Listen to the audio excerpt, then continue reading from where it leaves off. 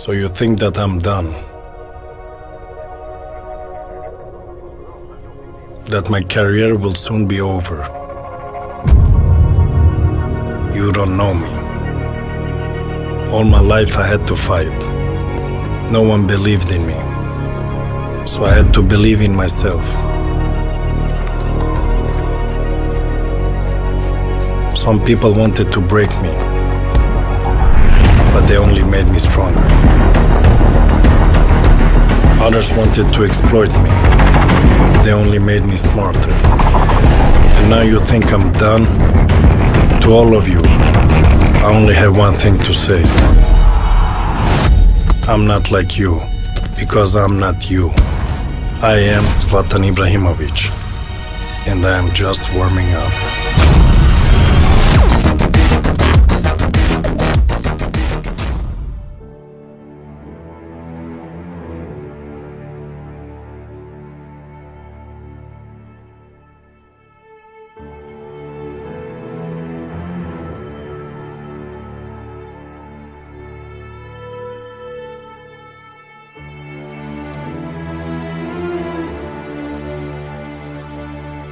In one way, he's this tough, very secure guy, but deep inside, he's still this insecure kid from the ghetto. So he has this inside, and I think he uses it, this insecurity and this anger that his childhood gave him. You know, this anger, I want to show them. They think that I'm just this little, you know, immigrant kid, but one day I will show them.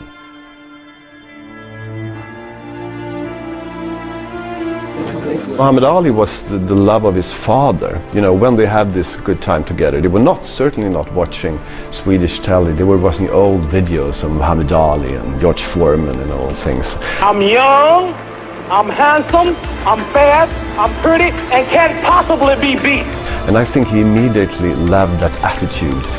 You know, the Muhammad Ali attitude is absolutely opposite to the traditional Swedish attitude. We have to be humble, you know, and don't say, but Muhammad Ali was just coming here and say, I'm the greatest. I will be the youngest heavyweight champion in history. Zlatan thought that was something that spoke to him. What do you want in your marriage? What do you want with your son and your daughter? What do you want in your health? What do you want financially? Like, how much money do you want to make a year? What do you want to drive? How do you want to live? Stop just waking up like an accident. What do you want? And then once you find out what you want, spend the rest of your natural life waking up and going after it.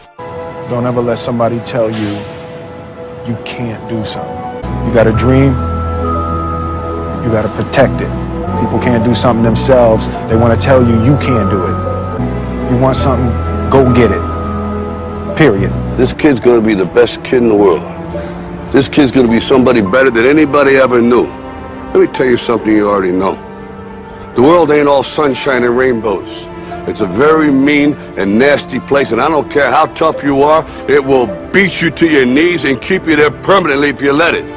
You, me, or nobody is gonna hit as hard as life. But it ain't about how hard you hit. It's about how hard you can get hit and keep moving forward. How much you can take and keep moving forward. That's how winning is done. Now, if you know what you're worth, now go out and get what you're worth. But you gotta be willing to take the hits and not pointing fingers saying you ain't where you wanna be because of him or her or anybody. Cowards do that, and that ain't you. You're better than that. He lived in a very tough neighborhood.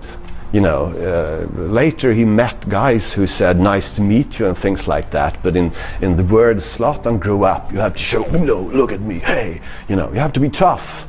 And that was, I think, his first lesson. To survive, you have to be tough.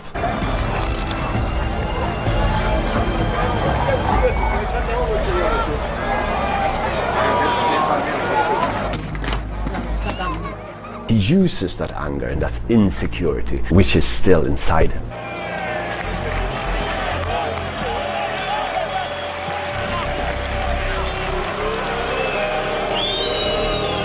He lived first with his mother, with his 5 siblings, and his mother was a cleaning lady, and sometimes he hit him with his wooden spoon, and sometimes his mother hit him so hard that this wooden stone broke, and then he had to go buy another one, as it was his fault that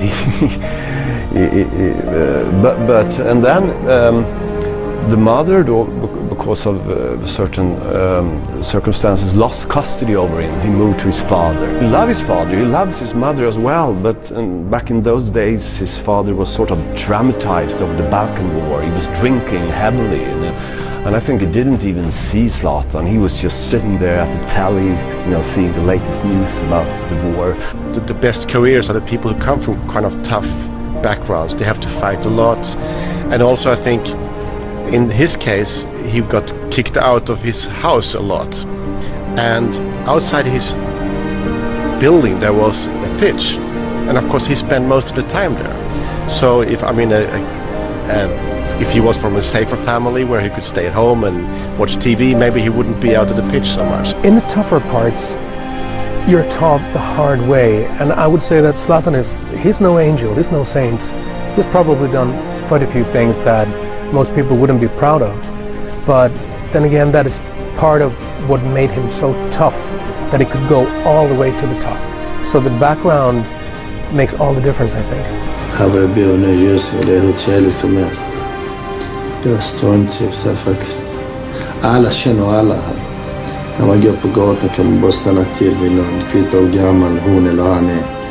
Så snackar man med den personen. Till exempel jag kan gå ut på balkongen och kasta ner 20 löp till en av småarna, gå och handla mjölk. Springer man iväg och handlar mjölk, kommer tillbaka. Så det är på många sätt man kan förklara varför man trivs. He is a good bike stealer. He was... When he was young, he stole some bikers and he makes with him. Not that with me, with He used to run good from the cops when he stole bikes, and you know... He was a very fast guy. Yes. Any grown-up saw him, they thought, I mean, what is this guy gonna steal or something? They didn't see him in any positive way. The only place where they sometimes saw him in a positive way was on the football ground. So I think football was the first way for him to be seen in a positive way. Jag kanske går för långt ibland.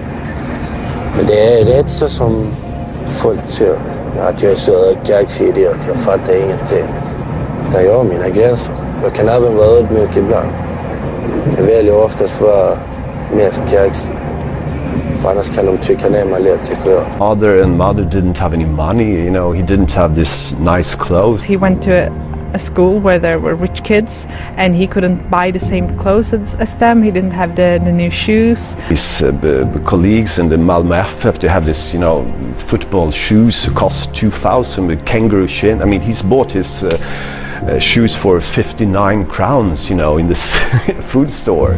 I mean, as a teenager, you want to fit in, and he felt that he didn't, and that I think was quite hard for him. The feeling that you treated him as this little ghetto kid. You know, if you go, I think Zlatan is so nice to be with, but if you pretend to be upper class and, you know, and try to fool him and look down at him, I mean, he remember and he get angry. He was not a fantastic talent at very early age. He grew from 15, 16 to 18, 19 very, very fast. And there were actually a few talents that were considered to be better than him in the early days. But 18, 19 he really turned out to be a super talent, and then nothing could stop him. And his mindset was there from very early on, I would say. Jag gillar till exempel dribbla, det vet ju hela Sverige. Jag gillar dribbla. Så ibland istället för att passa dribbla. Så visst kan en lag kan bli sur, men det är ett sånt som händer. Det är inget. Utan det är inte kul. För att det ska vara kul. Och det är inte kul, är det inte långt att spela egentligen. When he came out in the professional world, from Sweden, where he was only known as Zlatan by first name, he changed so he would have Ibrahimović on his shirt, on his jersey, because he wanted to honor his background. Being from a Muslim background, being from very, very low key, very low status background, He really wants to show all the kids at Rosengård and Malmö in general that if I could do it, you can do it. And what's your style of play? Technical. Technical, because you're very big. Yeah, but I have very technical feet.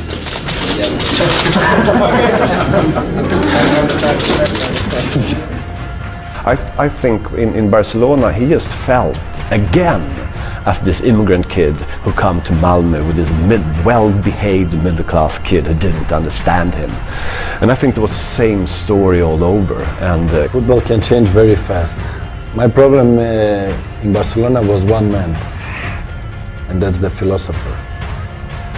He was my problem. Guardiola didn't understand him, and he couldn't really cope with that kind of character. He was 17, let's not forget, you know. And I wanted to give him a trial with the first team, and he turned it down. He said to me, I don't make trials. You take me or you don't take me. I'm walking alone, the streets are empty. The only thing I can see is my own silhouette. I'm getting stronger, step by step. The clock is ticking, but there's no time for regrets. I've been flying from town to town, from London to Taiwan.